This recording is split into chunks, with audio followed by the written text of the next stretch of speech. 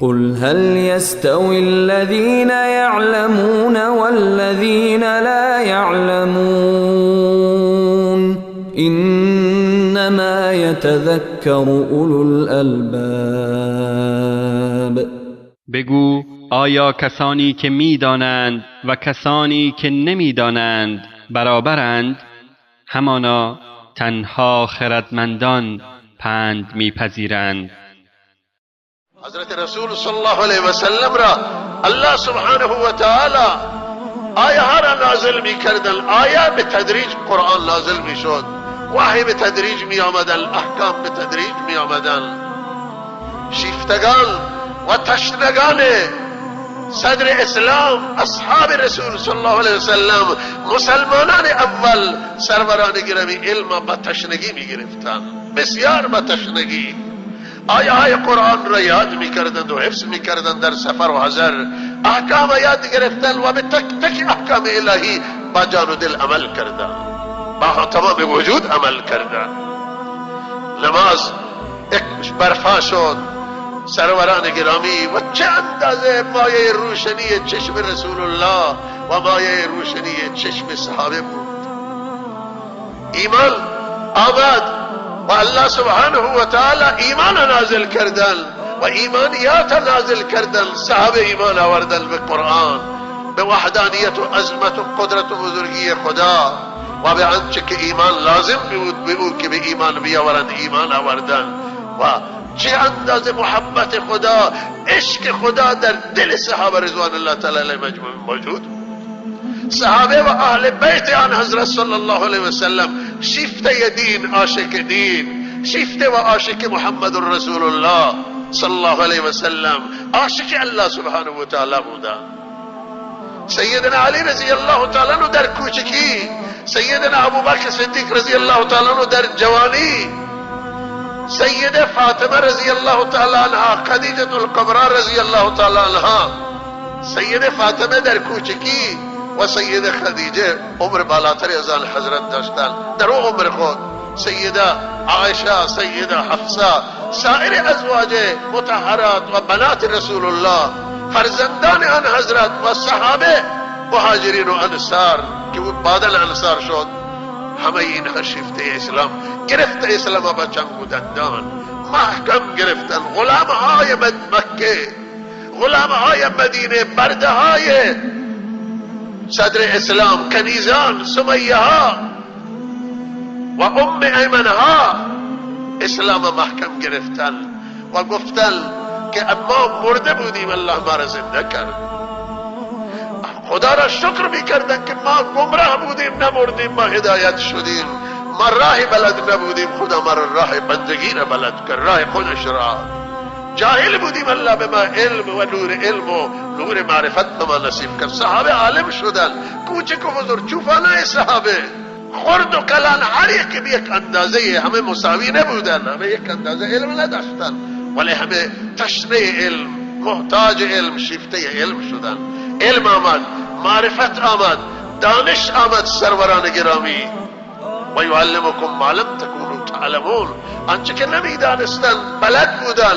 هدایت آمد سروران گرامی، ایمان آمد، دور ایمان، دور علم و دور عمل و دور عمل کرد صحیح و دور اخلاق.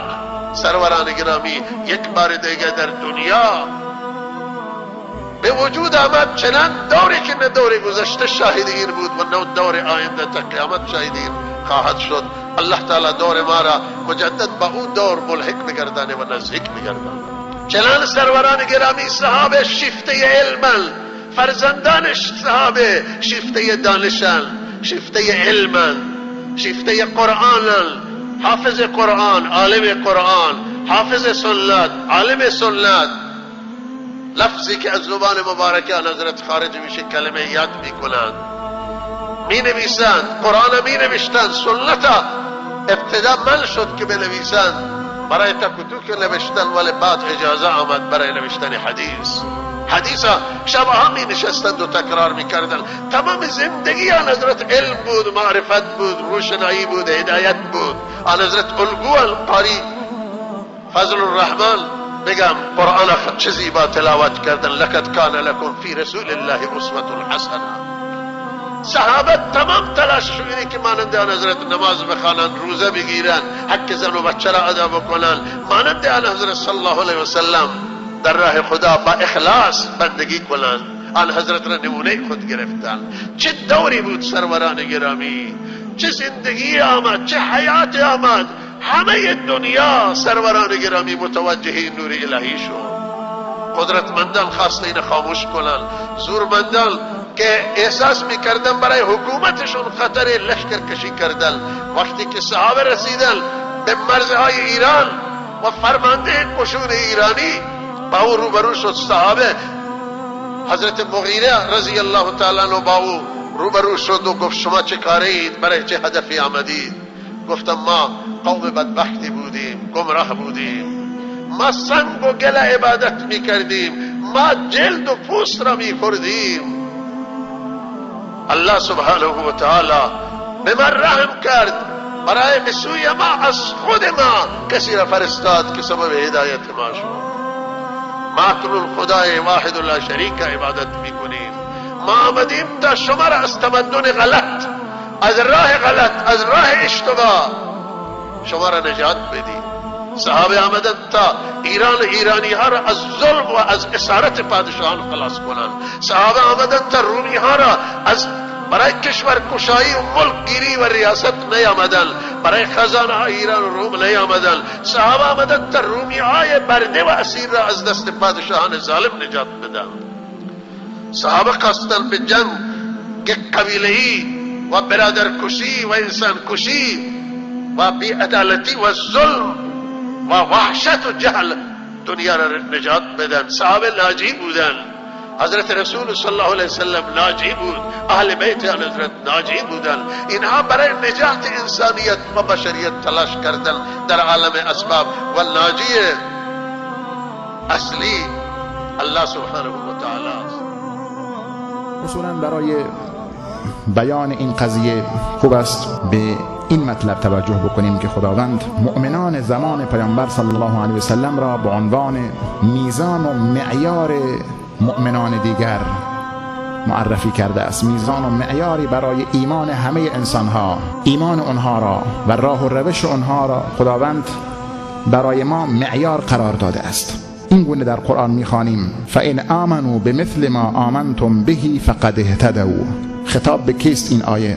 اگر ایمان آوردن اینها به مانند آنچه که شما ایمان آورده اید پس هدایت شده اند.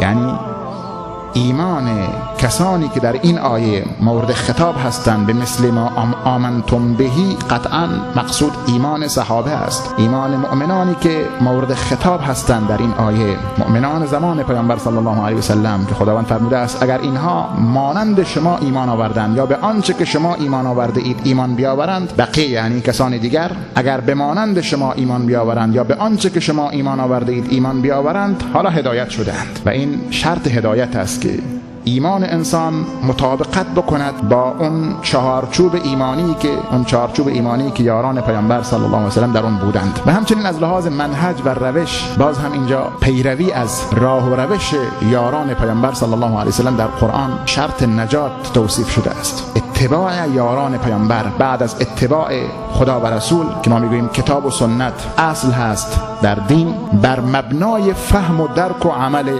یاران پیامبر صلی الله علیه و سلم باید کتاب و سنت فهمیده شود. نه همینطوری شخص بخواهد بدون توجه به فهم و درک کسانی که قرآن در بینشون نازل میشد، کسانی که پیامبر در بینشون حرف میزد و برای آنها جلساتی داشت، سخنرانی میکرد، تعلیم میداد به آنها، چگونه میتوان تصور کرد که ما تعالیم پیامبر را و تعالیم قرآن را فراتر از درک و فهم و عمل یاران پیامبر صلی الله علیه و سلم بفهمیم؟ یعنی فکر بکنیم که ما چیزی میفهمیم که آنها نفهمیده اند، به درکی میرسیم که آنها درک نکرده اند. خیلی گستاخی میخواهد، چون آنها مخاطبین اولیه قرآن بودند که قرآن به زبان آنها و در زمان آنها نازل میشد. اگر کسانی قرآن را بفهمند از این امت، فکر نکنم بهتر از یاران پیامبر صلی الله علیه و سلم قرآن را بفهمند. چون قرآن به زبان اونها و در زمان اونها نازل میشد. هیچ کس نمیتواند ادعا بکند که من قرآن را بهتر از یاران پیامبر میفهمم. اونها اهل لغت بودند، اهل زبان عربی بودند و حالا عرب زبان ها هم نمیتوانند باز، چون اونها هر گونه مشکلی که برایشون در فهم قرآن و در درک قرآن پیش می آمد مستقیما به شخص پیامبر صلی الله علیه وسلم مراجعه می کردند. معلم و استاد در بینشون بود و این کتابی که برای اونها نازل شده بود خیلی راحت می توانستند با مراجعه به معلم و استاد اول این امت اون اشکال را برطرف بکنند. درسی که پیامبر صلی الله علیه وسلم به آنها میداد، تعالیمی که پیامبر برای آنها عرضه می کرد، سخنانی که آن حضرت برایشون بیان می کرد، قطعاً برای اون یاران، برای اصحاب پیامبر قابل فهمتر بود از ما که دور هستیم از اون زمان، چون ها مستقیما رو در رو با صحنه مواجه بودند، با صحنه قضیه میدانستند به چه مناسبتی و به چه سببی پیامبر دارد این حرف را میزند، مثلا این مطلب را دارد بیان میکند، به چه مناسبت، چه باعث شده است و چه ظروفی به اصطلاح شرایطی و جوی باعث شده است که آن حضرت مثلا این مطالب را بیان بکند. این است که آنها با حقیقت این مطالب کاملا مأنوس و مألوف بودند و میدانستند قضیه از چه قرار است و فهم و درک آنها و عمل و تطبیق آنها به همین دلیل هم برای ما معیار و ملاک قرار گرفته است که خداوند فرموده است و من یشاقق الرسول من بعد ما تبین له الهدى و یتبع غیر سبیل المؤمنین نوله ما تولی و نصله جهنم و ساءت مصیرا. هر کس با پیامبر سر مخالفت بگذارد، از سر مخالفت وارد شود و مخالفت کند با آن حضرت بعد از اینکه هدایت برایش آشکار شد و راهی غیر از راه مؤمنان را طی کند یا پیش بگیرد، یتبع غیر سبیل المؤمنین نوله ما تولا، او را ما به حال خودش میگذاریم و او را به جهنمی که بد جایگاهی است وارد خواهیم کرد. حالا اینجا سوال اینجاست که مؤمنین در این آیه چه کسانی هستند؟ در هنگام نزول این آیه از سوره مبارکه نساء چه کسانی مؤمن بودند و مؤمنین بر آنها اطلاق میشد؟ غیر از صحابه بودند. امکان داشت کسانی دیگری غیر از صحابه باشند که در این آیه مورد خطاب باشند یا مورد نظر باشند. امکان ندارد اصلا. تنها مؤمنانی که در هنگام نزول این آیه مؤمن بودند و وجود داشتند یاران پیامبر صلی الله علیه وسلم بودند که خداوند با کلمه المؤمنین از آنها یاد کرده است به صیغه عام که شامل همه مؤمنان زمان پیامبر می شود، شامل همه اصحاب پیامبر می شود. پس هر کس راه و روشی غیر از راه و روش یاران پیامبر را دنبال بکند به شدت در معرض خطر است. مطابق این آیه ما اگر صحابه رو از زندگی ما برداریم دیگه چی میمونه؟ صحابه به 5 نفر 6 نفر خلاصه نمیشه.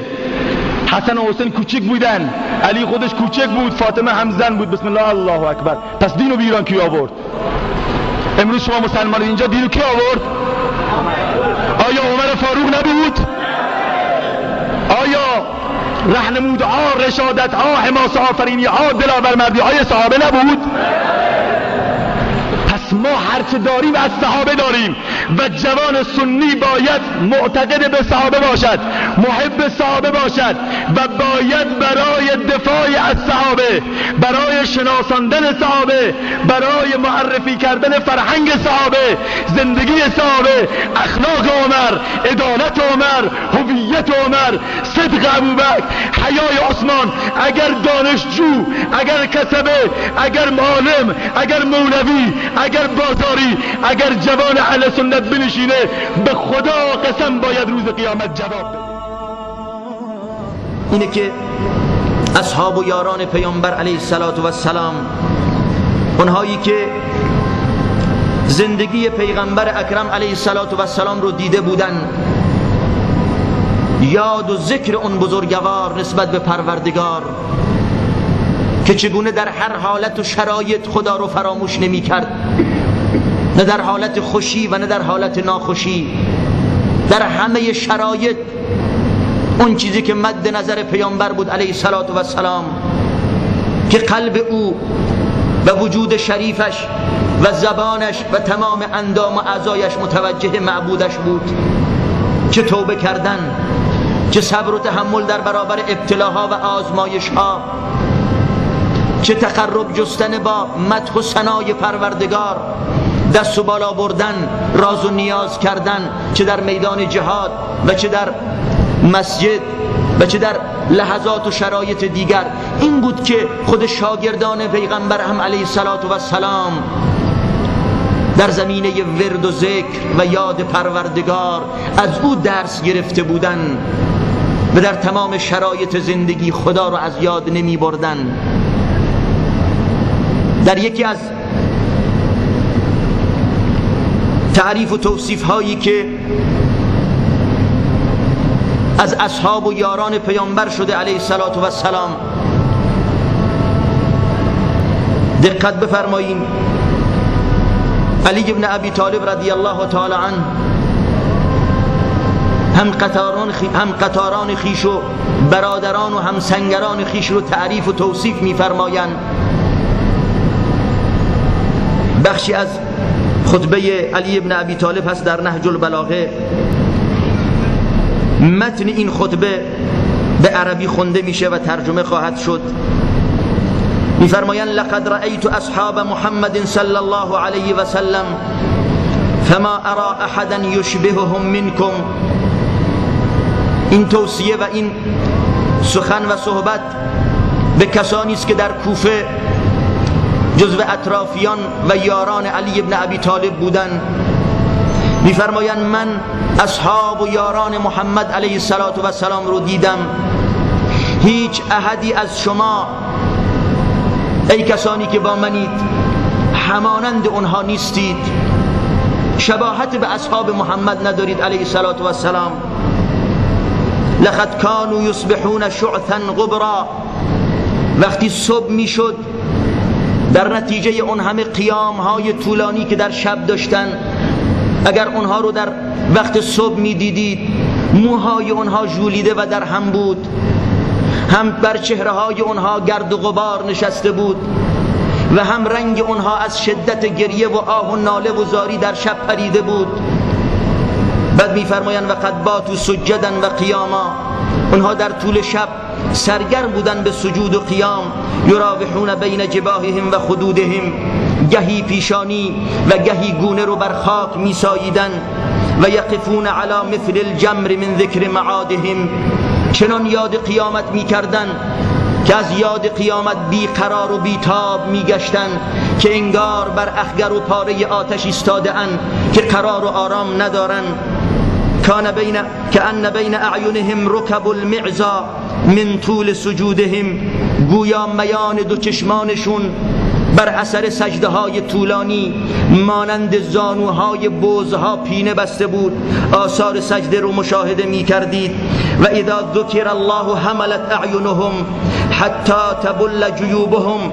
و هرگاه یاد خدا می شد در حضور اصحاب و یاران پیامبر علیه السلام، حملت اعینهم حتی تبل جیوبهم.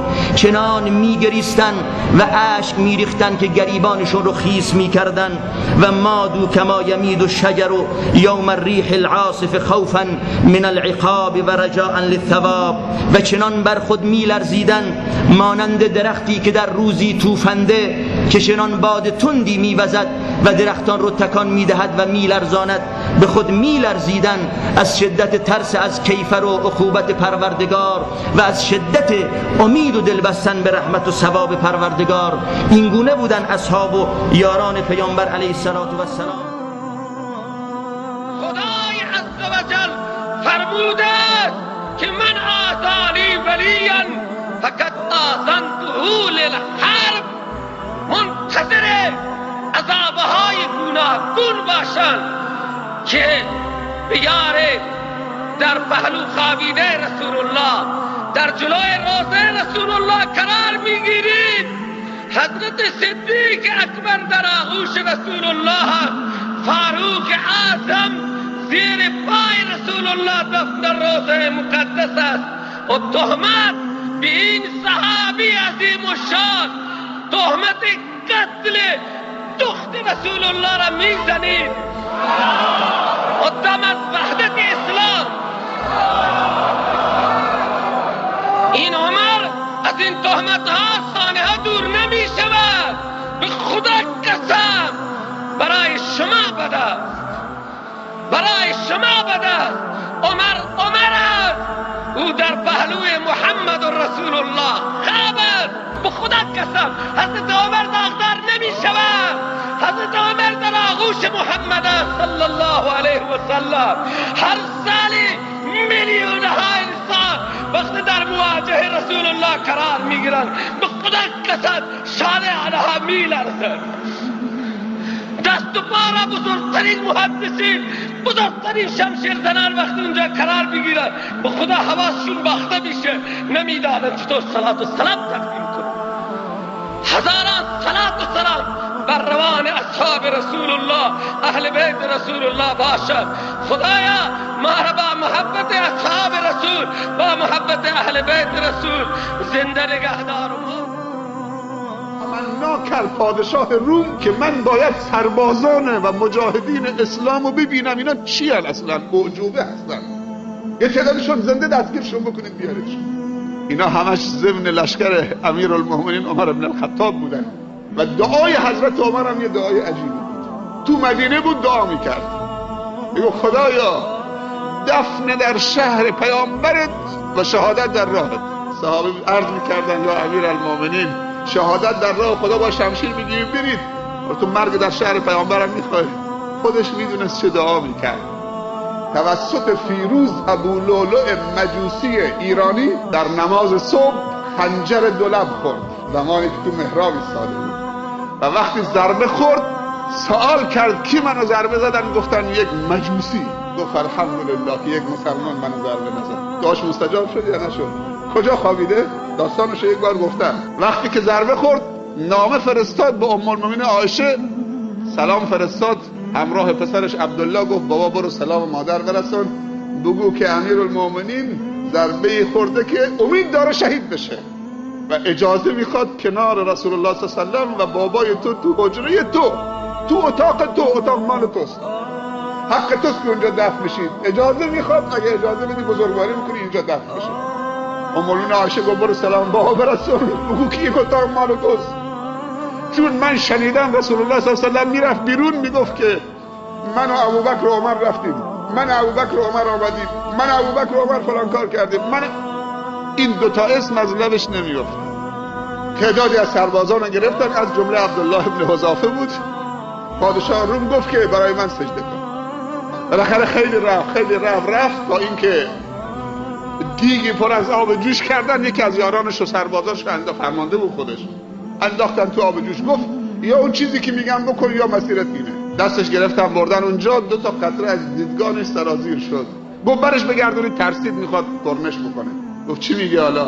گفت پس اون 2 تا قطره مال چی بود؟ بازم حاضر نیستی؟ گفت وقتی مقابل این آب قرار گرفتم گفتم خدایا این جان بیلایق من چه قابل تو رو داره که یک جان بندازن تو این آب جوش. کاش که به من 100 تا جان میدادی که یکی بعد از دیگری دوباره در راه تو تقدیم میکردم. پادشاه روم مبهوت شد که اینا چی هن. وقتی شب میفرستاد گروهی که اونجا بازدید بکنن یا جاسوسی بکنن و مخبری بکنن، خبر بیارن. شب که لشکرها آروم میگرفتن، وقتی این سربازا میرفتن میگفتن که صدای زنبور داره میاد. زنبور کجاست؟ همه ایستادن تو جنگ، شب به نماز ایستادن، قرآن دارن زمزمه میکنن و آه و ناله دارن میکشن. زنبور کجاست؟ اصحاب پیغمبر علیه السلام، یاران پیغمبر اکرم صلی الله علیه و سلم، اهل بیت پیغمبر اکرم صلی الله علیه و سلم، اینها همه تزکیه شدن. پیغمبر اکرم صلی الله علیه و سلم اونها را تزکیه کردند.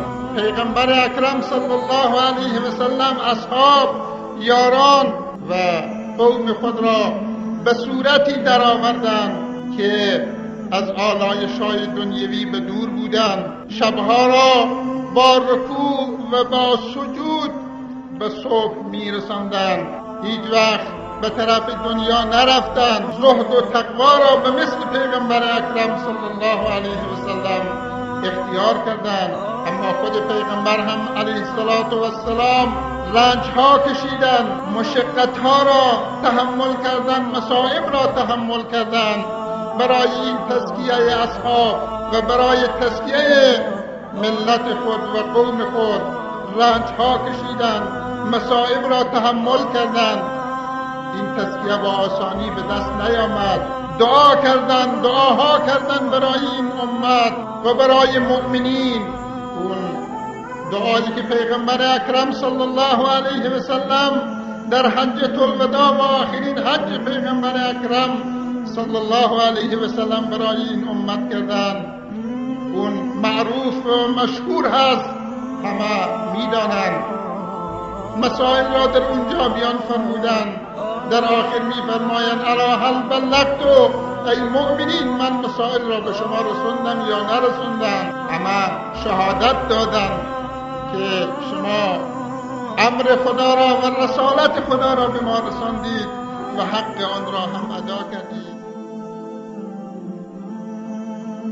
صحابه رسول الله کسانی هستند که قبل از این که خلقت شوند، قبل از این که به دنیا بیایند، الله چندین هزار سال قبل از این که اینها پا به عرصه وجود بگذارند تعریف آنها را در کتب سماوی سابق آورده است. چگونه انسانهایی به وجود آورد و چگونه رفتار کرد رسول الله. آیه‌ای که همیشه شما استماع می‌کنید از کلام ارزشمند خطبا و سخنرانان که پایه تعریف صحابه را از دید ربانی و از منهج آسمانی میخوان قرار بدن، که الله در اون آیه میفرماید اعوذ بالله من الشیطان الرجیم محمد رسول الله والذین معه اشداء علی الكفار رحماء بینهم الى آخر الآیه. این آیه در قرآن هست، منتها الله در قرآن میفرماید که در پایان بحث میفرماید ذالک مثلهم فی التورات. این مثال یاران رسول الله هست در تورات. و در ادامه میفرماید ذالک مثلهم فی التورات و مثلهم فی الانجیل کزرع اخرج شطأه فآزره فاستغلظ فاستوى على سوقه یعجب الزراع. تعریف آنها را در انجیل می آورد، تعریف یاران رسول الله در تورات و انجیل و در قرآن. یکی از کارهای دیگری که رسول الله صلی الله علیه و سلم عادتش بوده انجام میداده این بوده که صفاتهای نیکوی صحابه خود را کشف میکرد، صفات نیکوی صحابه را کشف میکرد و اونها را علنی میکرد و اونها را به مردم میگفت و بازگو میکرد و تلاش میکرد که این صفاتهای نیکو رشد بکنن در صحابه. ما میبینیم که به سیدنا ابوبکر میفرماید که ای ابوبکر تو مثل ابراهیم هستی، سیدنا ابراهیم علی نبینا و علیه الصلوة والسلام. به سیدنا عمر میفرماید تو مثل نوح هستی، نبی خدا نوح علی نبینا و علیه الصلوة والسلام. به سیدنا عثمان میگه که او شخصی است که ملائکه ها از او حیا میکنن. به سیدنا علی میفرماید که تو نسبت به من همان نسبتی داری که هارون به موسی داشته. و همین موزگیری های صحابه و برنامه دقیق رسول الله سبب شد که یک جامعه تربیت بشود و افرادی تربیت بشوند که اونها یک جامعه بسیار شگفت‌انگیز، یک شهری بسیار قابل توجه، صفتهای عالی در اونها ایجاد بشود که ما امروزه بسیار اندک در بین خودمون میبینیم. فداکاری هایی رو از اونها میبینیم که تعجب میکنیم این فداکاری ها چگونه میشود که در یک سرباز ایجاد بشود. ما فداکاری های طلحه را شنیدیم در جنگ احد، اونجایی که 11 نفر از انصاری و طلحه تنها از مهاجر در دور بر رسول الله بودند و صحابه هر کدوم جایی در حال جنگ بودند و گروه شده بودند و پراکنده، و مشرکین تصمیم گرفته بودند که رسول الله رو از میان بردارن به زعم خودشون در حالی که ایشان بسیار زخمی شده بودند. اما ما میبینیم که طلحه چه کارها اینجا انجام نمیده. رسول صلی الله علیه و سلم میفرماید چه کسی است که بره با این گروه هایی که دارن به طرف من حمله میکنن با اونها بجنگه و اونها را از من دور بکنه و همراه من در جنت باشه. سیدنا طلحه رضی الله عنه بلند میشه و میگه من یا رسول الله حاضرم. و رسول الله میفرماید تو بمان. و اون 11 انصاری که در کنار رسول الله هستن یکی پس از دیگری میرن و میجنگن و شهید میشن و در اثنای جنگیدن اونها و تا شهید شدنشان سیدنا طلحه فرصت پیدا میکنه که رسول الله رو یه ذره در دامنه کوه بالاتر ببره، در حالی که خود رسول الله توان بالاتر رفتن نداره، تا اینکه هر 11 نفر شهید میشن و سیدنا طلحه خود تک و تنها وارد میدان میشه و با گروهی از کفار میجنگد، خودش میجنگد. بعد از اینکه اونها رو متفرق میکنه میاد به رسول الله یه ذره بالاتر میبره، باز اونها میرسن، دوباره میره میجنگه. وقتی پراکنده میشن برای بالا بردن رسول الله اقدام میکنه و همینطور رسول الله رو به دامنه کوه بالا میبرد، تا جایی که اصحاب میگن وقتی که ما تذکره روز احد را میکردیم به خاطرمان میآمد که اون روز طلحه بود. چگونه است که یارانی تربیت میشوند که زمانی که سردی شمشیر را بر فرق سر خود احساس میکنن، به مانند سیدنا علی رضی الله عنه و ارضاه، زمانی که سردی شمشیر را بر فرق مبارک خود احساس کرد فریاد زد که فزت و رب الکعبه، قسم به پروردگار کعبه که من رستگار شدم. انتظار میکشد شهادت را. فزت و رب الکعبه، به پروردگار کعبه قسم که من رستگار شدم. ربعی بن عامر رضی الله عنه و ارضا زمانی که با بزرگان ایران زمین مذاکره میکند به اونها میگوید که شما چه فکر کردید؟ من با قومی به سراغ شما آمدم که مردن برای اونها محبوب تر از مشروب خواری است که شما دوست می‌دارید. اینها افرادی هستند که تحت مراقبت ویژه رسول الله و تحت تأثیر سیره رسول الله تربیت میشن. قل هل يستوي الذين يعلمون والذين لا يعلمون إنما يتذكر أولو الألباب. بگو آیا کسانی که می‌دانند و کسانی که نمی‌دانند برابرند؟ همانا تنها خردمندان پند می‌پذیرند.